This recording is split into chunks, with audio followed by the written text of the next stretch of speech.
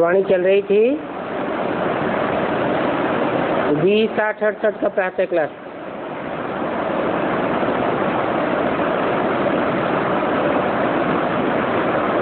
तीसरे पेज के आदि में बात चल रही थी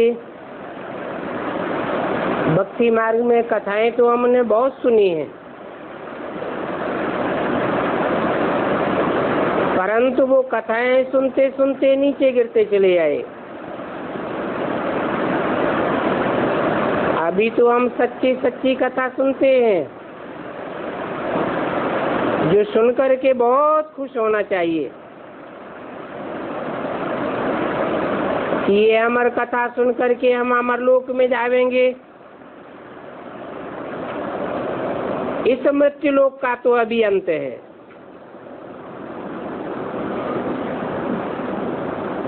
परंतु हम तो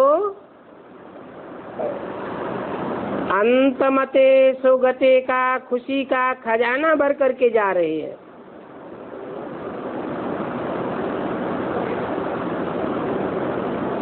तो इस कमाई करने में और झोली भरने में अच्छी रीत लग जाना चाहिए।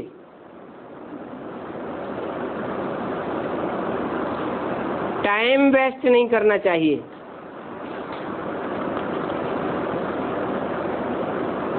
क्योंकि संगम युग है, मौजों का युग। एक सेकंड भी ऐसा न जाने पाए जो मौज के बिना हो।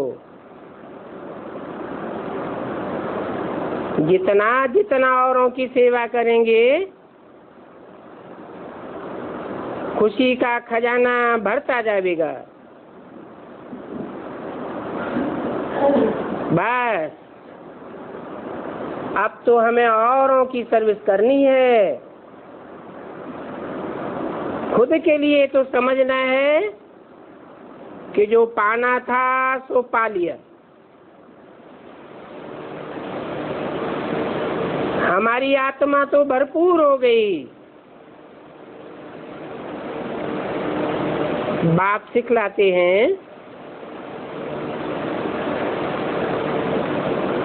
कि औरों के लिए रहमदिल कैसे बने।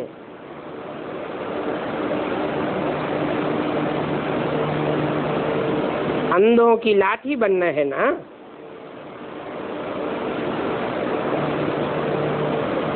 क्योंकि इस दुनिया में बाप और बाप के वर्षे को कोई भी नहीं जानते हैं। नहीं जानते हैं इसलिए कह देते हैं सर्वव्यापी। अब सर्व से वर्षा थोड़ा ही मिलेगा। बेहद का बाप तो एक व्यापी है। एक व्यापी बन करके संसार में प्रत्यक्ष होता है और एक ही बेहद के बाप से वर्षा मिलता है। इस बात को भी मनुष्य ही तो जानेंगे ना।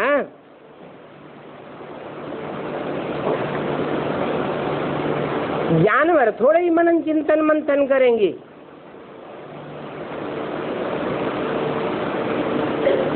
कि बुद्धि की एकाग्रता एक में हो सकती है या सर्वव्यापी मानने से हो सकती है।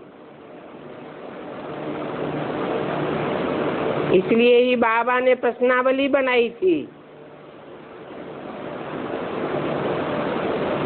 पूछो अभी स्वर्ग है व नरक है। स्वर्ग कहा ही जाता है जहाँ स्व स्थिति में स्थित हो।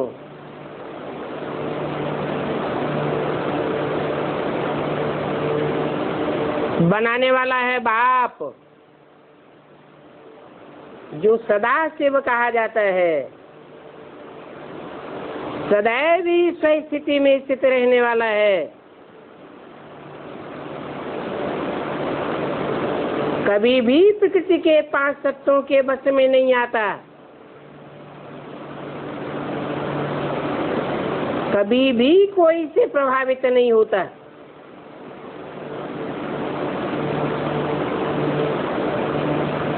तुम मनुष्यों से ही पूछते हो।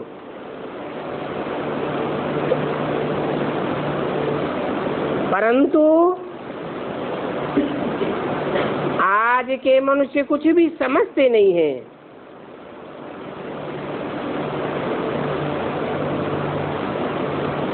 क्योंकि असली मनु की औलाद नहीं है। मनु की औलाद को ही मनुष्य कहा जाता है।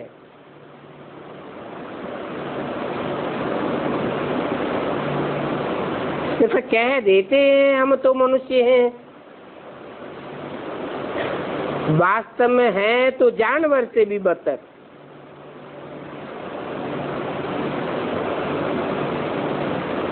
ये सवाल कोई भी सन्यासी विद्वान आदि से पूछो,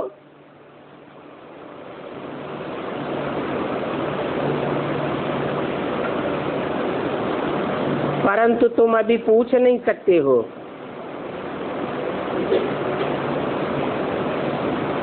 और उनको भी क्या पता स्वर्ग कहाँ होता है।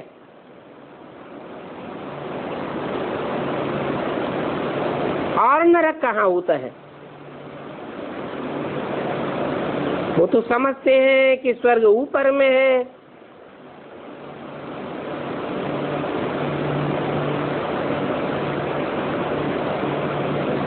इडियट ठहरे, बिल्कुल ही मंदर बुद्धि है। अभी तुम जानते हो कि सब है औलाद, अंधे की औलाद।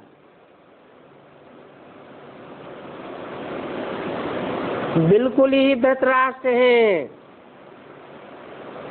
घोर अंधियारे में हैं। बल इस दुनिया के हिसाब से कितनी भी बड़ी बड़ी पोजीशन वाले हैं,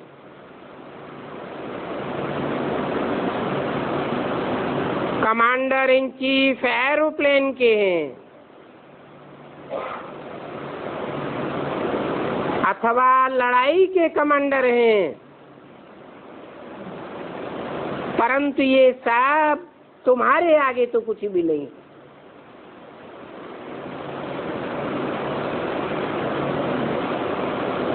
जब असलियत को जानेंगे, तुम्हारे सामने आवेंगे, तो समझेंगे कि हमारे में और इनमें क्या फर्क है। तुम तो जानते हो बाकी थोड़ा समय है। स्वर्ग का तो कोई को भी पता नहीं है।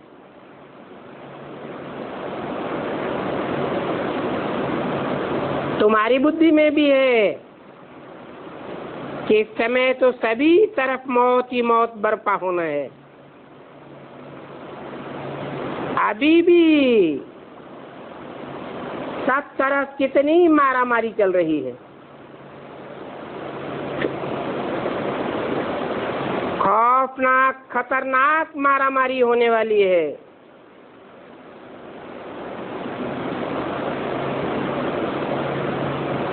ऐसे भी होगा कि इन तोपों, लश्कर, प्लेन्स आदि की कोई दरकार नहीं रहेगी। ये सब खलास हो जाएंगे। बाकी इस दुनिया में थोड़े मनुष्य बचेंगे।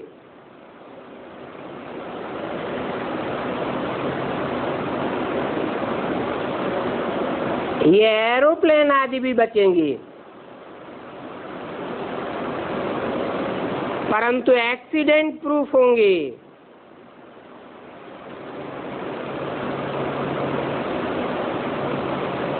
नई दुनिया कितनी छोटी होगी।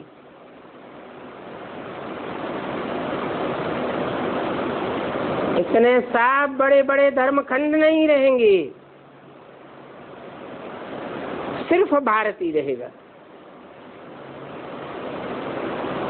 तुम बच्चों की सिवाय और कोई की भी बुद्धि में नहीं है कि आखिरी मौत अभी कैसे आना है।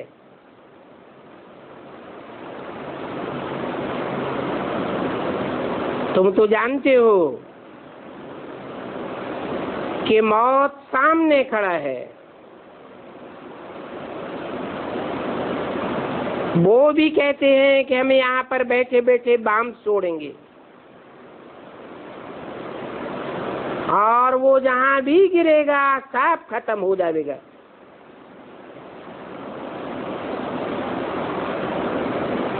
कोई भी लश्कर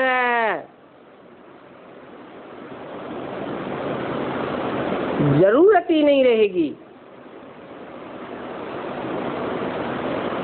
एक एक प्लेन भी करोड़ों का खर्चा खा जाता है।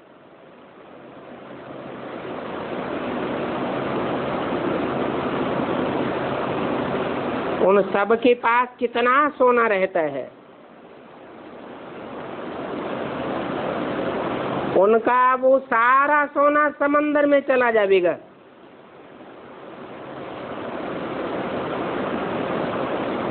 ऐसे ऐसे भूकंप आवेंगे,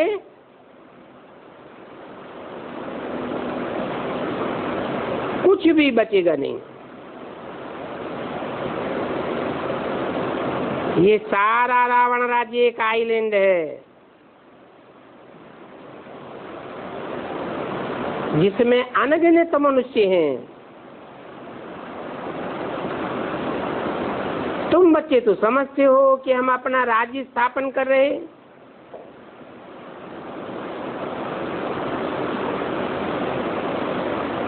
तो अपनी सर्विस में ही बिजी रहना चाहिए और फालतू बातों में बुद्धि नहीं लगानी चाहिए।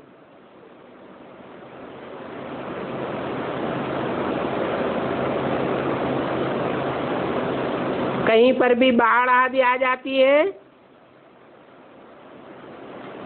तो देखो कैसे सभी बिजी हो जाते हैं।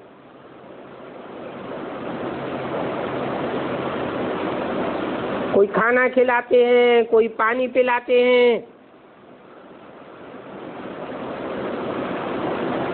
पानी आता है तो पहले से ही भागना शुरू करते हैं।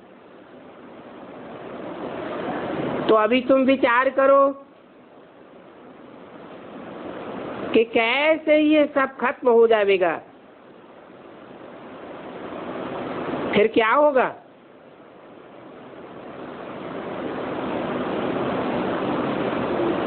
इस दुनिया के तो ऑलराउंड समुद्र ही समुद्र है।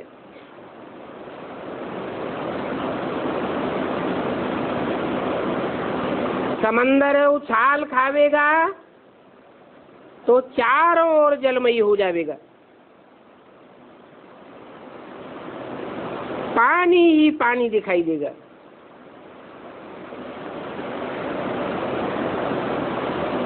बुद्धि में आना चाहिए कि जब हमारा राज्य था तो ये बॉम्बे कराची आदि थे ही नहीं।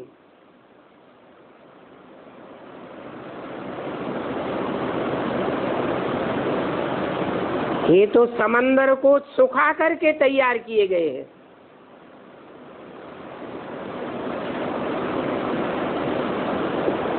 नई दुनिया में भारत कितना छोटा जाकर रहेगा।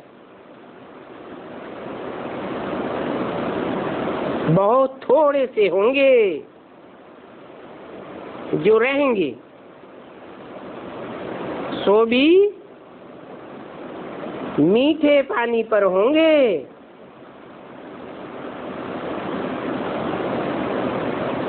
वहां खारा पानी तो होगा ही नहीं।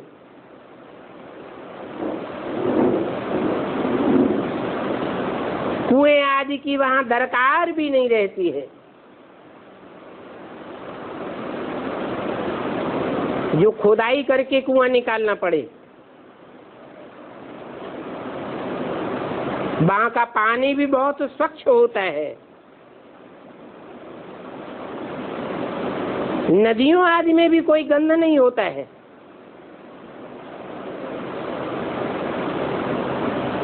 वहां पर थोड़े ही गंगा आदि नदियों में कचरा गिरेगा।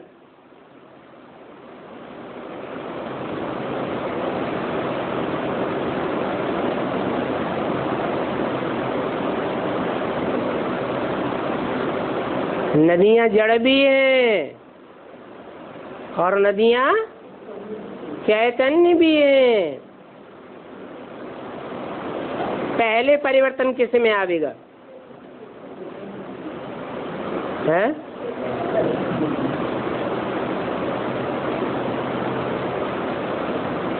बुद्धि का सारा कमाल है।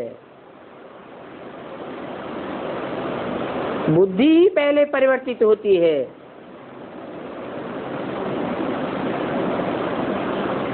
ईश्वरीय ज्ञान बुद्धि को पहले परिवर्तित करता है।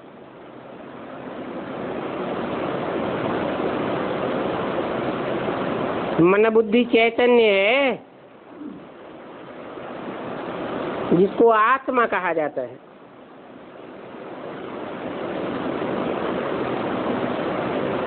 ऐसी बेहद की नदियों पर तुम कैसे अच्छे अच्छे खेल पाल करते रहेंगे, परंतु वहां गंदगी की कोई बात नहीं होगी।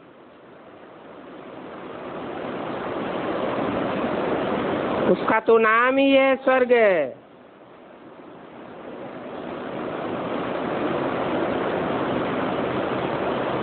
अर्थात स्वस्थिति में जाने वालों का स्थान।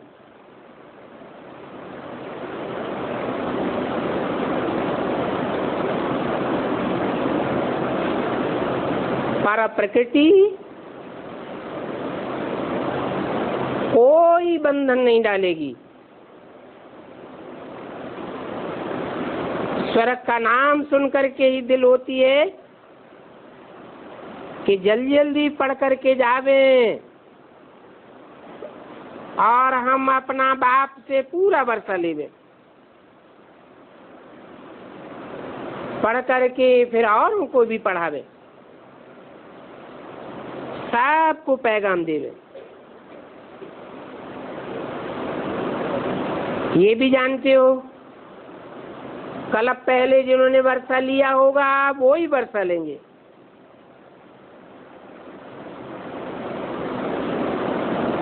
अभी भी पुरुषार्थ करते रहते हैं, परंतु सब तो पुरुषार्थ नहीं करते। पुरुष कहा ही जाता है आत्मा को।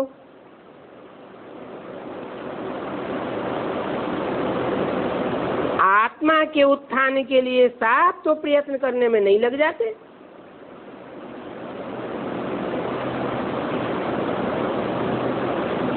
फिर भी सारी दुनिया की देखने में आती है कि बुद्धि देह के परिवर्धन में लगी हुई है और तुम तो इतना ज्ञान सुनाते हो।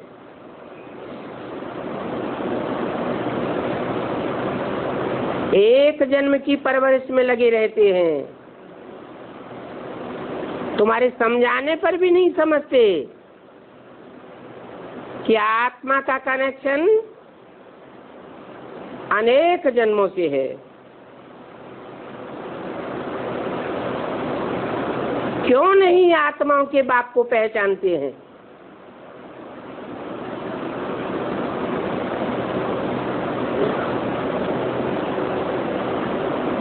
बाप बच्चों का उत्थान करने के लिए कितनी मेहनत करते हैं। बाप कहते हैं पवित्र बनो। अब जिनको तीरी पर बहस से मिलना होगा वो क्यों नहीं पवित्र बनेंगे? तीरी कहा जाता है हथेली को। हथेली अर्थात बुद्धि रूपी हाथ।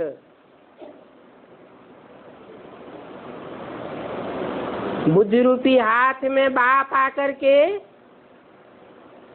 नई दुनिया की प्लानिंग दे देते हैं। चित्र भी बनवाया हुआ था। कृष्ण की हथेली में स्वर्ग का गोला दिखाते हैं।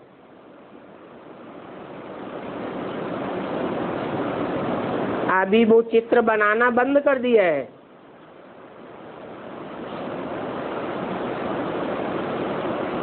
क्यों?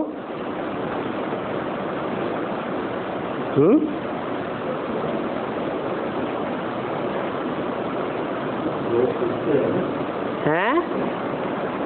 लोग तो कहते हैं कि हाँ हाँ, कृष्ण का चित्र पहले दिखाते थे, हर एक सेंटर के दरवाजे पर रखा रहता था, बड़ा बनाया हुआ चित्र। कृष्ण के दाएं हथेली में स्वर्ग रखा है और बाएं पांव से नरक को लात मारते हैं।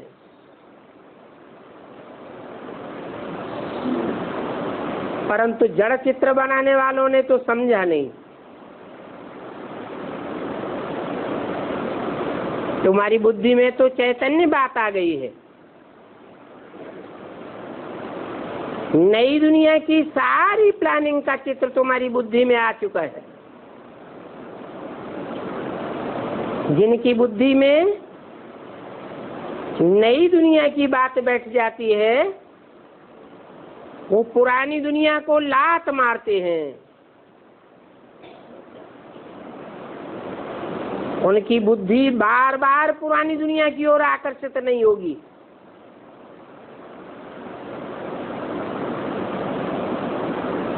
बेहद का बाप बेहद के बच्चों को बेहद का ज्ञान देती है।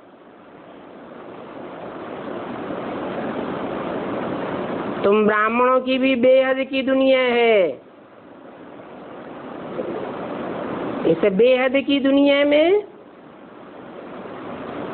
रावण कुंभकर्ण जैसे आसुरी ब्राह्मणों की पुरानी दुनिया भी है और वशिष्ठ विश्वामित्र जैसे श्रेष्ठ ब्राह्मणों की श्रेष्ठ दुनिया का भी निर्माण हो रहा है सारी बुद्धि की बात।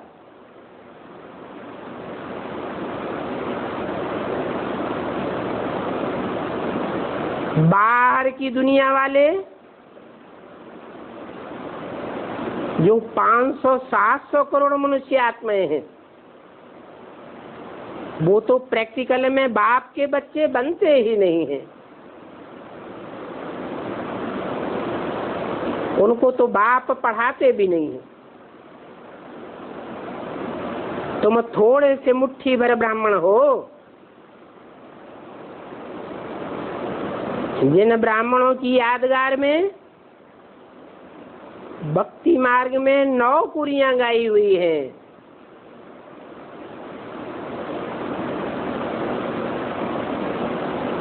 उन 9 कुरियों में ही दुनिया के बड़े बड़े फैले हुए 9 धर्मों का विस्तार होता है।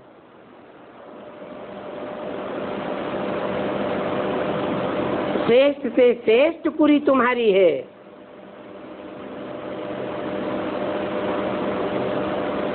तो जिन बच्चों को तीरी पर बहिष्ठ मिलेगा, बुद्धि रूपी हथेली में स्वर्ग का नक्शा आवेगा, वो क्यों नहीं पवित्र बनेंगे? खुद भी पवित्र बनेंगे, अपने परिवार को भी पवित्र बनावेंगे, जो भी कनेक्शन में आवेंगे सबको पवित्र बनाने का प्रयत्न करेंगे।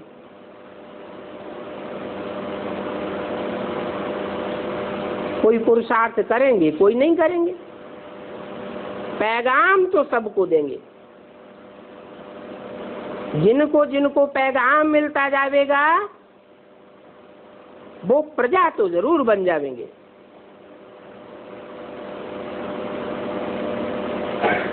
बोलो कि क्यों नहीं हम एक जन्म पवित्र बनेंगे? जो एक जन्म पवित्र मरने मात्र से ही हमको विश्व की बादशाही मिलती है। भक्ति मार्ग में साधु सन्यासी जन्म जन्मांतर पवित्र बनते चले आए। जंगलों में कितनी मुश्किलातें भोगते रहे, परंतु मिला तो कुछ भी नहीं। अभी तो भगवान वाक्य है कि अगर तुम इस अंतिम जन्म में पवित्र बनोगे तो जरूर पवित्र दुनिया का मालिक बनोगे, लेकिन बनोगे नंबरवार पुरुषार्थ अनुसार। कोई पहले जन्म में मालिक बनेंगे, कोई दूसरे जन्म में मालिक बनेंगे, कोई नई दुनिया के अंतिम 21वें जन्म में मालिक बनेंगे। जो पुरुषार्थ करेंगे वो ही बनेंगे। पवित्र रहने का पुरुषार्थ नहीं करेंगे, पवित्र बनने की पढ़ाई नहीं पढ़ेंगे तो प्रजावर्ग में चले जाएंगे। तो बाप कहते हैं सिर्फ यही जन्म मेरी श्रीमत पर चलो।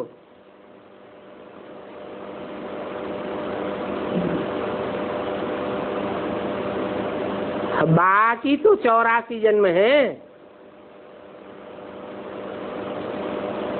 जिनमें 21 जन्म ऑटोमेटिक पवित्र रहेंगे और 63 जन्म यहाँ के पुरुषार्थ के अनुसार पवित्रता को पालन करते रहेंगे। ये रक्षाबंधन भी इस समय की निशानी है।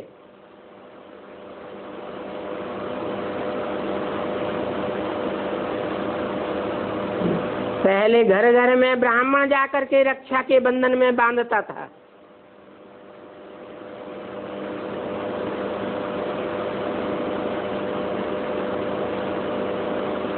ये बाप की यादगार है।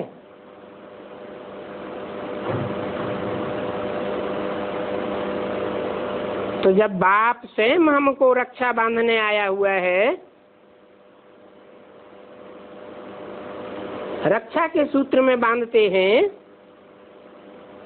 तो क्यों नहीं हम पवित्र रह सकेंगे। बाप तो है ही मुश्किल को सहज करने वाला, और बाप गारंटी करते हैं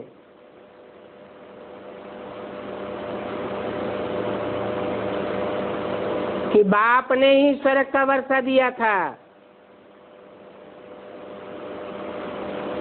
जिस स्वर्ग को सुखधाम कहते हैं,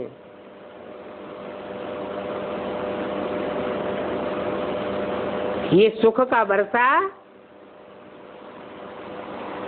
जो अविनाशी वर्षा है, वो बाप के सिवाय कोई दे नहीं सकता।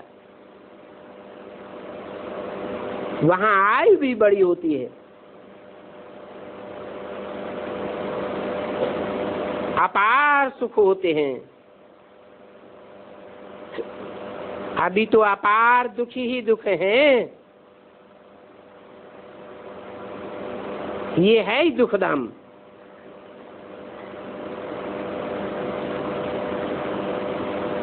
पवित्रता से होता है सुख,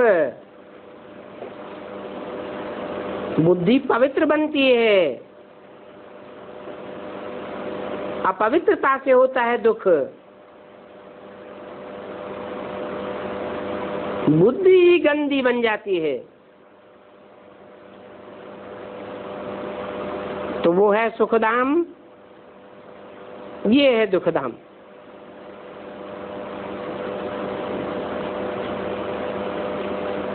तुम कोई एक को ही पकड़ करके ऐसे ऐसे समझाओ, ढेर के ढेर को सुनाने की दरकार नहीं है। वो एक मजबूती से पकड़ लेगा, समझ जाएगा, तो ढेरों को समझाता रहेगा। क्या कहा? इसके पीछे सेवा करनी है। आज के जो गुरु लोग होते हैं, महात्माएं धर्मात्माएं होते हैं, हुजूम का हुजूम इकट्ठा करके आत्मज्ञान के नाम पर क्या क्या सुनाते रहते हैं। बाप कहते हैं तुम एक एक को बैठ करके समझाओ, क्या अंतर पड़ेगा? हैं?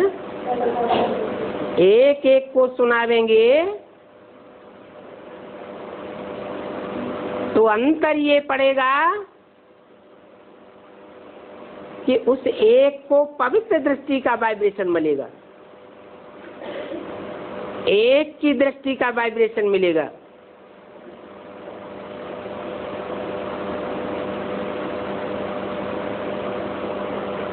कोई प्रकार का दृष्टिगत विचार भी पैदा नहीं होगा। नहीं तो विभिचारी दुनिया में कैसी पैदाइश होती है और अविभिचारी सतयुगी दुनिया में कैसी पैदाइश होती है, अंतर को जाना जा सकता है। वाइब्रेशन का भी विचार पैदा नहीं होगा, संकल्पों का भी विचार पैदा नहीं होगा। जो भी आत्मा तुम तैयार करेंगे वो वारिस क्वालिटी की आत्मा तैयार होगी। तो राजा बनाने में फायदा है, राजा माने वारिसदार, या ढेर की ढेर प्रजा बनाने में फायदा है। ईश्वरीय पढ़ाई में पहले राजाएं तैयार होंगे या प्रजा तैयार होगी? कौन पुरुषार्थ करके पहले प्रत्यक्ष हो जाएंगे? राजाएं प्रत्यक्ष होंगे तो पीछे पीछे प्रजा अपने आप ही आ जाएगी।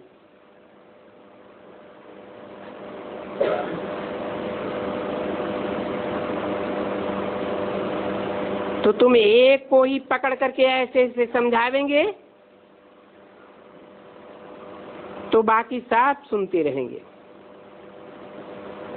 हाँ, योग में रह करके समझाओ तो सभी को, जो भी समझने वाले आते जावेंगे वो समय को भी भूलते जावेंगे। उन्हें ध्यान ही नहीं रहेगा कि यहाँ कितना टाइम हो गया सुनते सुनते। इस समय सबसे जास्ती वैल्यू समय की है।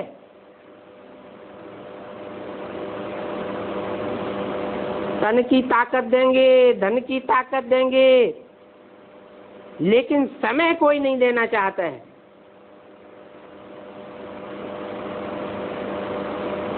तुम याद में रह करके समझावेंगे तो कोई भी कुछ भी कह नहीं सकेंगे।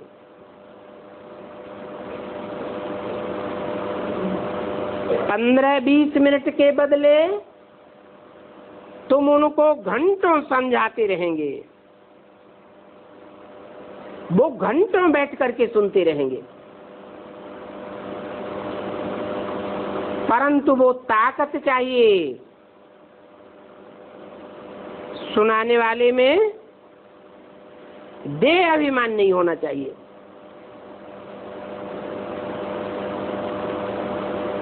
यहाँ तो बच्चों को सर्विस करनी है, देह अभिमान में आने से डिससर्विस हो जाती है।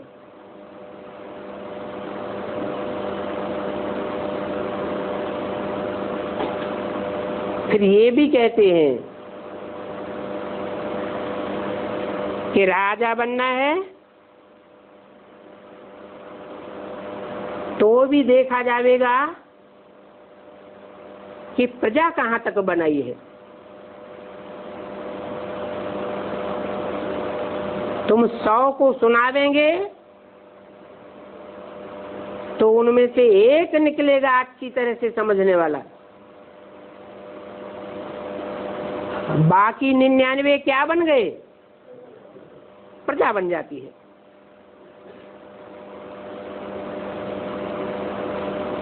बाकी न प्रजा बनावेंगे, न वारसदार राजा क्वालिटी बनावेंगे, तो ऐसे थोड़े ही कि बाप पाग सर पर रख देंगे।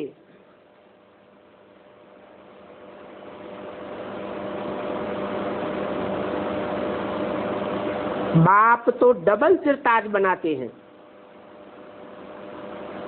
कोई ठिक्कर की पाग रखने थोड़े ही आया है। वहां तो प्रजा भी डबल सिर ताजधारी बनती है, बनती है?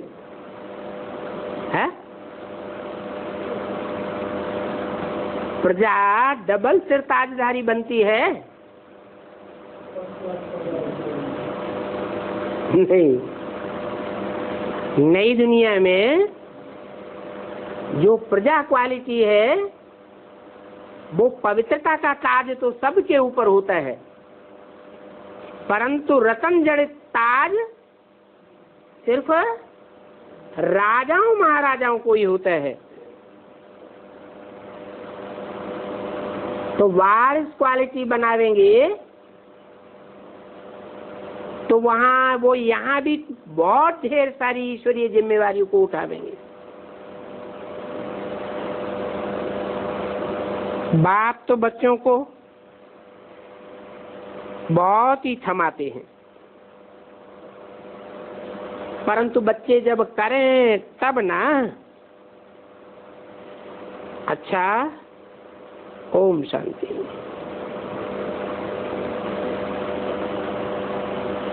एक छोटा सा रात्रि क्लास है।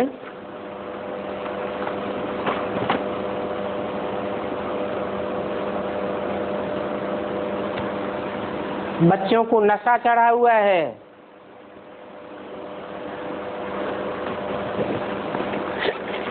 कि हम युद्ध के मैदान पर हैं।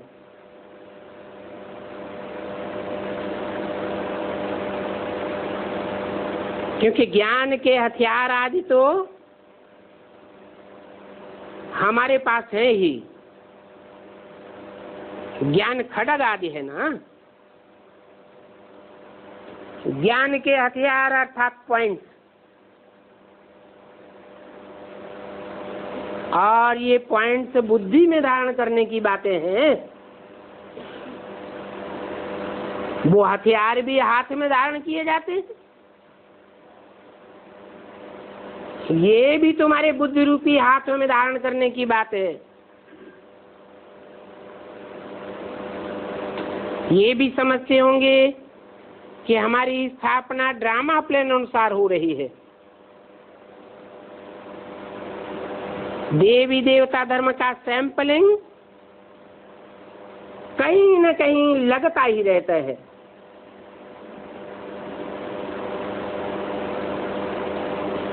तो तुम्हारी युद्ध भूमि है, कहीं जीत होती है तो कोई हार भी खाते हैं।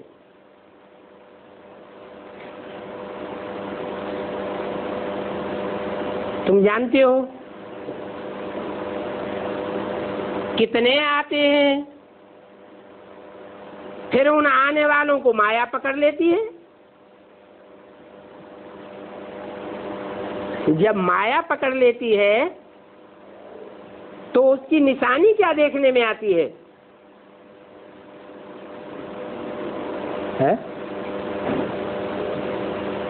कोई निशानी देखने में आती है? जिनको जिनको माया पकड़ लेती है तो फिर वो आना बंद कर देते हैं।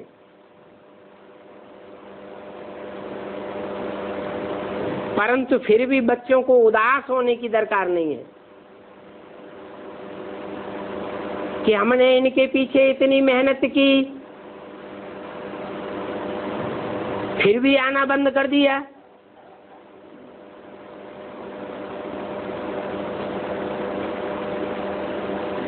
तुम बच्चे तो पांडव हो ना, पांडवों का चीफ कमांडर कहें व रक्षक कहें ये रक्षक का नाम बहुत अच्छा है।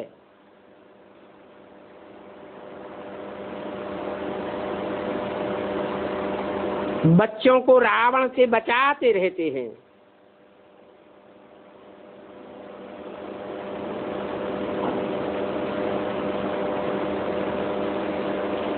रूहानी सेना का कमांडर कौन है? हैं?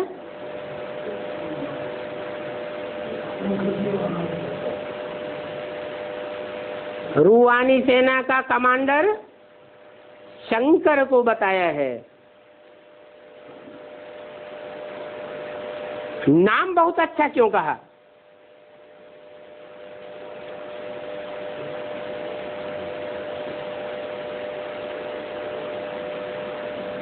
नाम किस आधार पर पड़ता है? काम के आधार पर नाम पड़ता है। नाम में 3 अक्षर हैं, शं का र। ये 3 अक्षर है, 3 आत्माओं को लक्षित करते हैं। कौन कौन है? श माने शिव, जिसे कहते हैं कल्पांतकारी। पुराने कल्प को अंत करने वाला है। जो काम दुनिया में कोई धर्म पिता नहीं कर सका,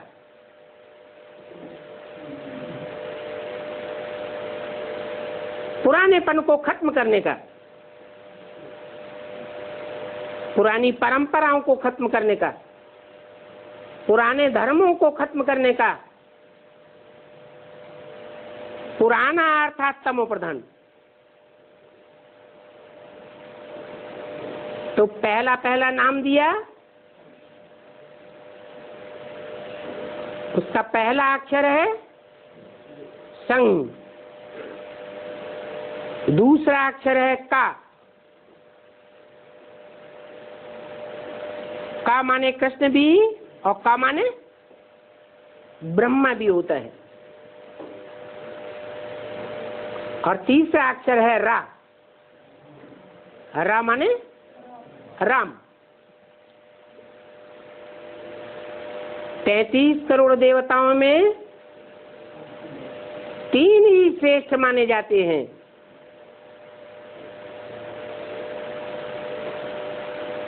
और तीनों का पार्ट एक स्वरूप में देखा जा सकता है। उनका मुख्य काम है रक्षक बनकर के जो युद्ध करने वाले योद्धा हैं उनको रावण से बचाना। आए ही हैं बचाने के लिए।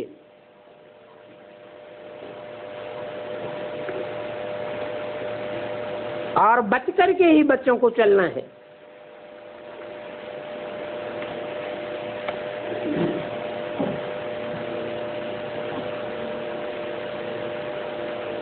कि रावण का सामना करना है?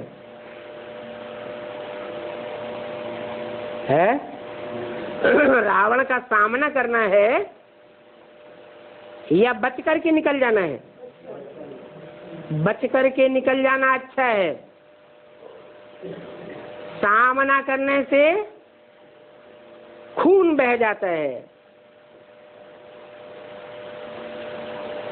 खून में शक्ति होती है। हमारा तो है बेहद का खून। कौन सा खून है? संकल्पों का खून है।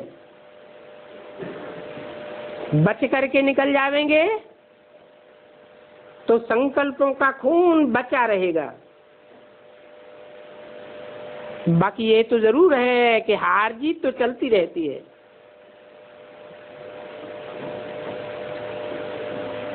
हार और और जीत लड़ाई वालों की होती है।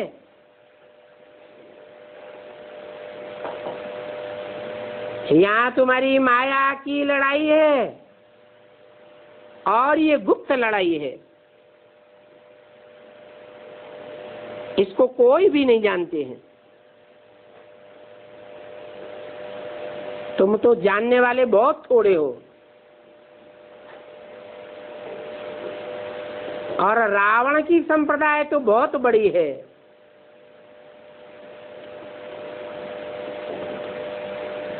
जब सर्विस वृद्धि को नहीं पाती है तो बच्चों को बहुत ख्याल होता है, परंतु बाप तो बच्चों को आथत देते हैं कि फिर भी तुम अपना पुरुषार्थ करते रहो। तुमको तो जो तुम्हारी एम ऑब्जेक्ट है वो प्रारब्ध में मिलनी जरूर है। बलिए हार होती है, जीत होती है, ये कोई सदा काल के लिए नहीं है।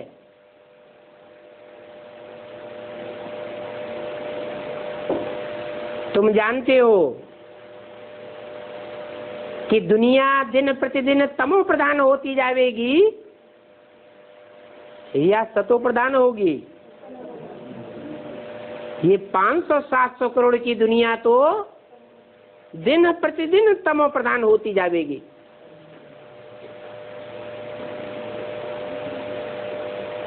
तो दुनिया में दुख बढ़ते ही जाते हैं और बढ़ते ही जाएंगे।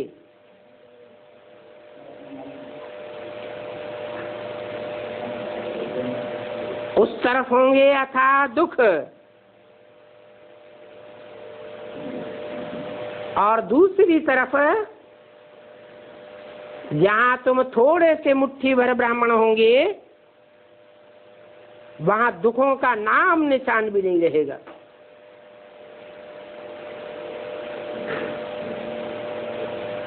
तब मनुष्य विचार करेंगे कि दुखों की दुनिया की ओर जाना चाहिए या सुखों की ओर जाना चाहिए। भक्ति मार्ग में पैराडाइज को अंग्रेज लोग, जन्नत को मुसलमान लोग, बैकुंठ को हिंदू लोग कितना याद करते हैं।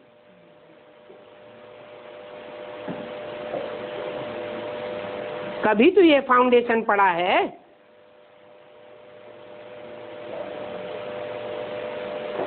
अभी तो इस सारी दुनिया को विषय सागर कहा जाता है। कोई नहीं कहेगा कि हम क्षीर सागर में हैं।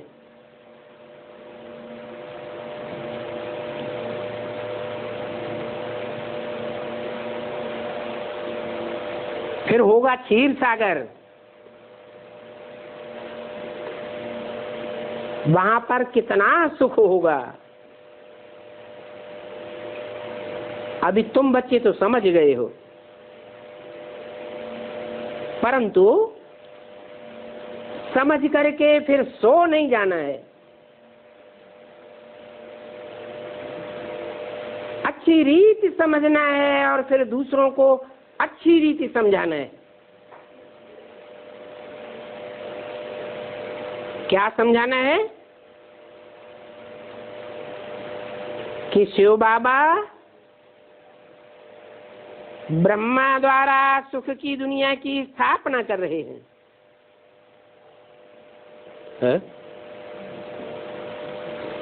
ब्रह्मा द्वारा सुख की स्थापना कर रहे हैं। ब्रह्मा ने तो शरीर छोड़ दिया, द्वारा मीडिया ही चला गया, तो कैसे कहें कि सुख की स्थापना कर रहे हैं।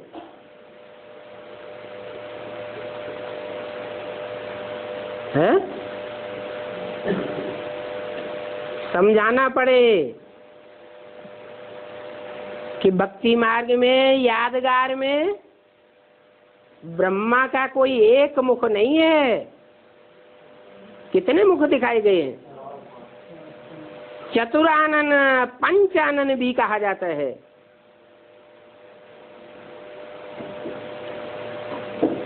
जिस ब्रह्मा के शरीर छोड़ने की बात आती है वो तो नंबरवार ब्रह्मा कहा जाने वालों में से है। उस ब्रह्मा को भी यज्ञ के आदि में माँ के रूप में कंट्रोल करने वाली कोई और माता थी।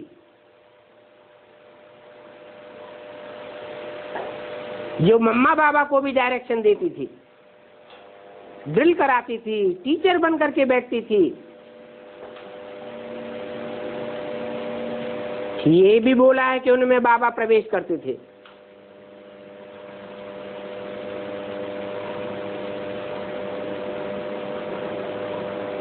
तो ब्रह्मा कोई एक नहीं है।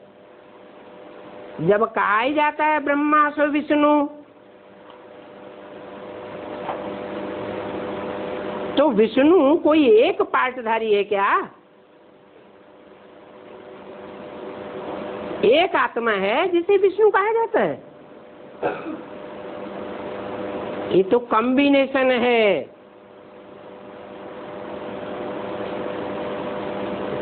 दो 16 कला संपूर्ण लक्ष्मी नारायण का। बाकी और भी लक्ष्मी नारायण का पद पाने वाले होते हैं, वो कोई 16 कला संपूर्ण नहीं होते हैं। तो बोलो कि जरूर प्रैक्टिकल में जीवन में ब्रह्मा के साथ ब्राह्मण भी हैं। 1000 भुजाओं का प्रैक्टिकल में पार्ट चल रहा है। 1000 भुजाएं हैं तो जरूर कोई प्रैक्टिकल में उन्हें चलाने वाला भी है।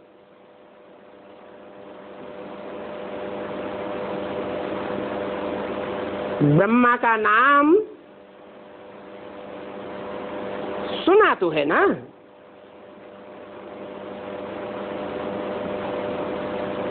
तुम भी अच्छी रीति समझो तो तुम सब ब्रह्मा की संतान हो।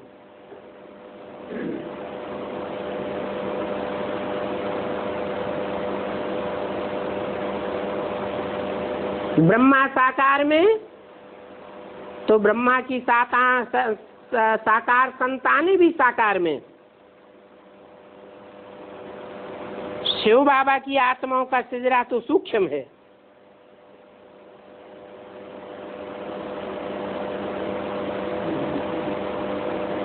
यहाँ इस साकार सृष्टि पर है ब्रह्मा।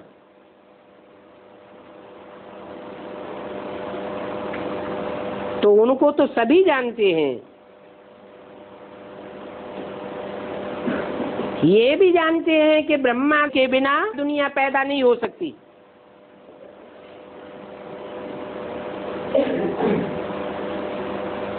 प्रजापिता ब्रह्मा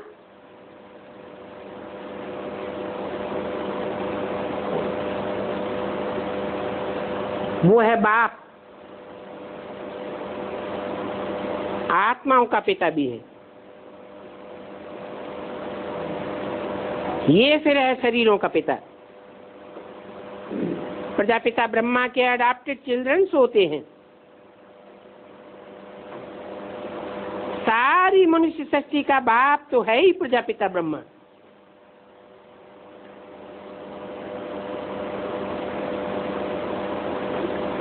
तो प्रैक्टिकल में होगा या सिर्फ कहने मात्र होगा? प्रैक्टिकल माना क्या? साकार में प्रजापिता ब्रह्मा भी चाहिए इस दुनिया में, और 500-700 करोड़ की प्रजा भी होनी चाहिए। नहीं तो ये प्रजा कहाँ से आई?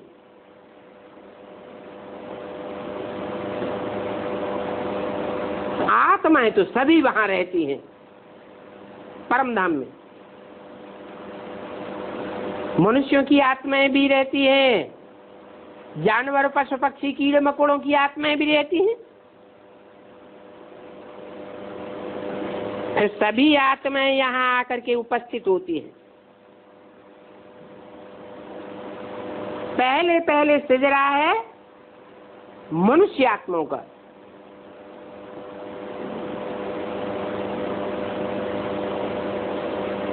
तो प्रजापिता ब्रह्मा है मनुष्य सृष्टि का, और आत्माओं का सिजरा भी चित्र में दिखाते हैं। प्रजापिता ब्रह्मा आदिदेव को तो साफ जानते हैं।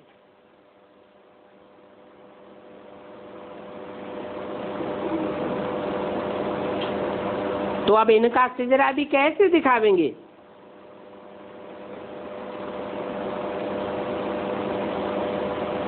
जो पहले प्रजापिता ब्रह्मा है वो ही आदि में लक्ष्मी नारायण बनता है।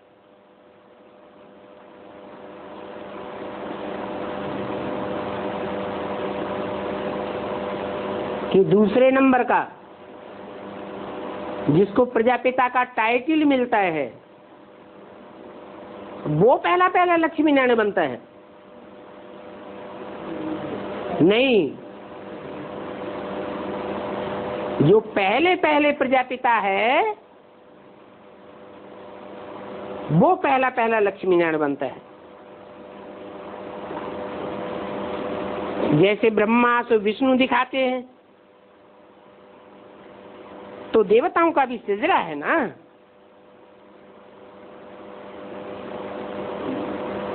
उनका जन्म शुरू कहां से करें? नई दुनिया किसको कहें?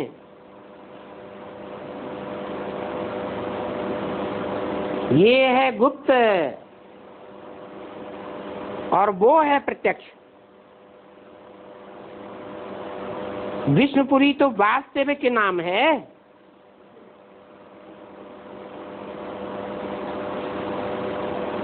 क्योंकि बाप इस सृष्टि में आकर के नई दुनिया सतयुग की स्थापना करते हैं, ऐसे नहीं कि ब्रह्मा के तन में आते हैं,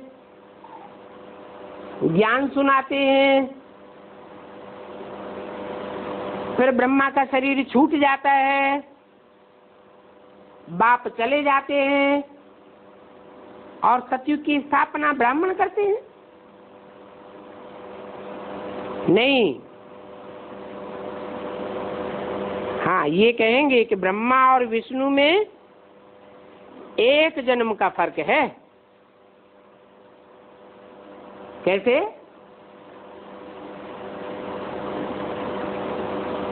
ब्रह्मा है मृत्युलोक का और विष्णु है अमरलोक का। बुद्धि तो चलती है ना, नाम ही है विष्णु। नो विषय टाल, अंश मात्र भी विषय विकार नहीं रहता, मनसा के संकल्पों में भी नहीं रहता,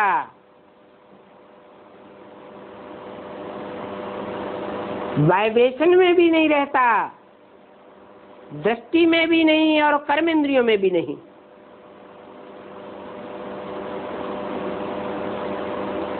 अभी विष्णु का जन्म कहेंगे है? अभी विष्णु का नो विषय काल ऐसा कोई संगठन कहेंगे? ऐसा कोई भी संगठन नहीं है। कोई भी पारिवारिक इकाई दुनिया में देखने में नहीं आती जहां विषय विकार का नाम निशान न हो। बुद्धि तो चलती है ना, दुनिया तो कुछ नहीं जानती है, तुम ही सब कुछ जानते हो। और तुमको भी किसने समझाया? मोस्ट बिलीवेड बाप ने। बेहद का बाप बेहद के बच्चों के लिए सौगात ले आते हैं। कौन सी सौगात? नई दुनिया की सौगात लेकर के आते हैं। तीरी पर बहिष्ठ लेकर के आते हैं। ये सुख की सौगात है, और तो सारी दुनिया दुख में ही रहती है, और दुख में ही अंतमते सो गति हो जाती है, फिर दुख में ही आकर के जन्म लेंगे।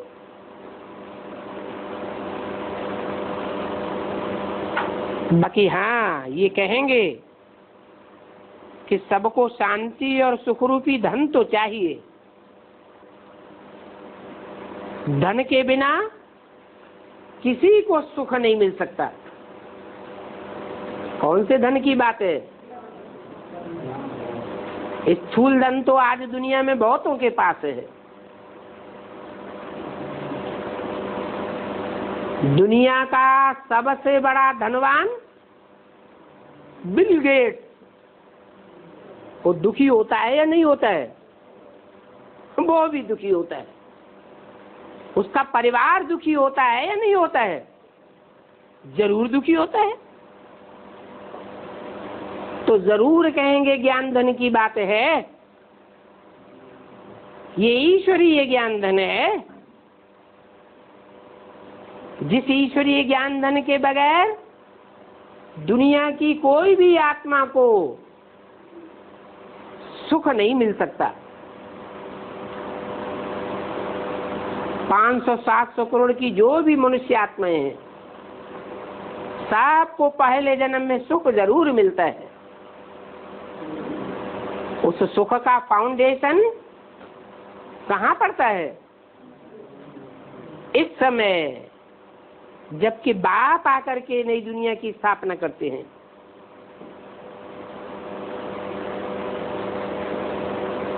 ब्रह्मा द्वारा।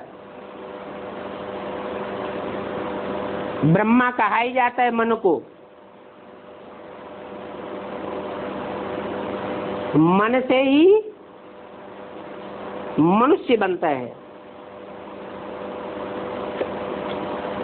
मन की शांति माना ही आत्माओं की शांति।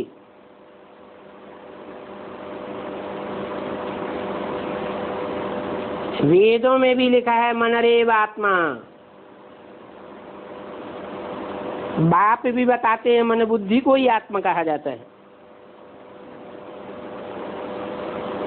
तो बच्चों को समझाने की मार्जिन बहुत है।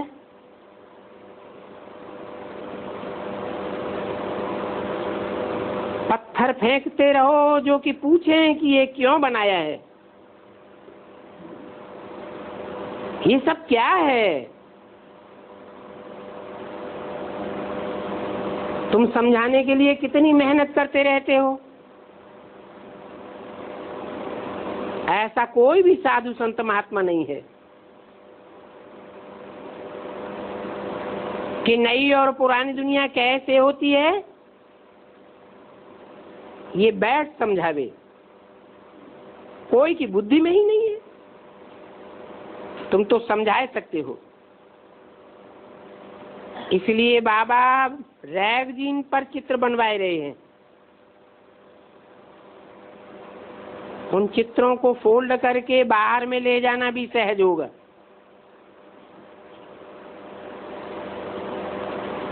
परंतु वो विदेशी लोग, विधर्मी लोग तो लक्ष्मी नारायण के चित्र से इतना नहीं समझेंगे। उनको समझाने के लिए तो फिर है गोला और झाड़। बाबा को शौक है बहुत। कहते हैं ये चित्र हैं अंधों की लाठी।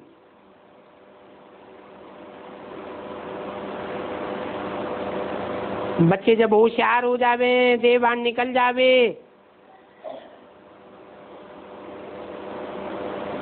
तो फिर पुरुषार्थ यही करना है कि पिछाड़ी में शरीर छोड़ें तो कुछ भी याद न रहे सिवाय एक बाप के।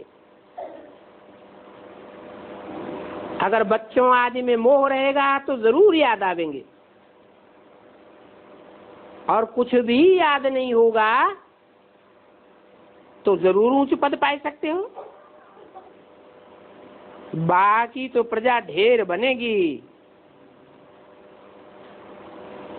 वो प्रजा वर्ग की आत्माएं कोई नष्टो मोहा स्मृति लब्धा नहीं बनेंगी।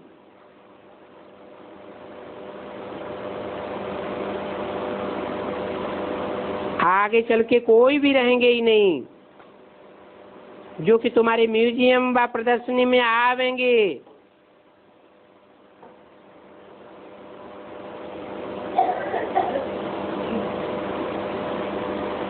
ये तो बेहद की बातें हैं।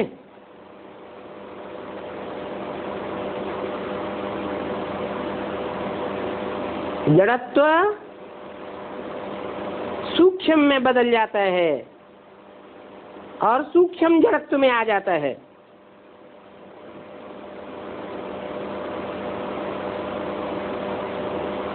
बाकी सूक्ष्म बुद्धि थोड़े होते हैं, जड़त्वमयी बुद्धि ढेर के ढेर होंगे। उनके लिए जितना शोर शराबा करेंगे उतना बहुत आवेंगे। बाबा तो कहते हैं 6x9 के ट्रांसलाइट के चित्र बनाओ।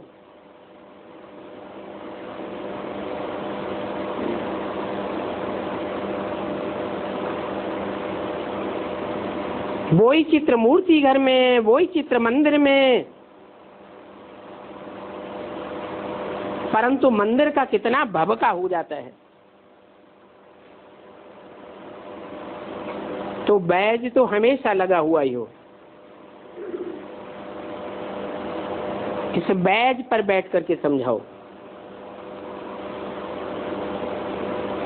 ओम शांति।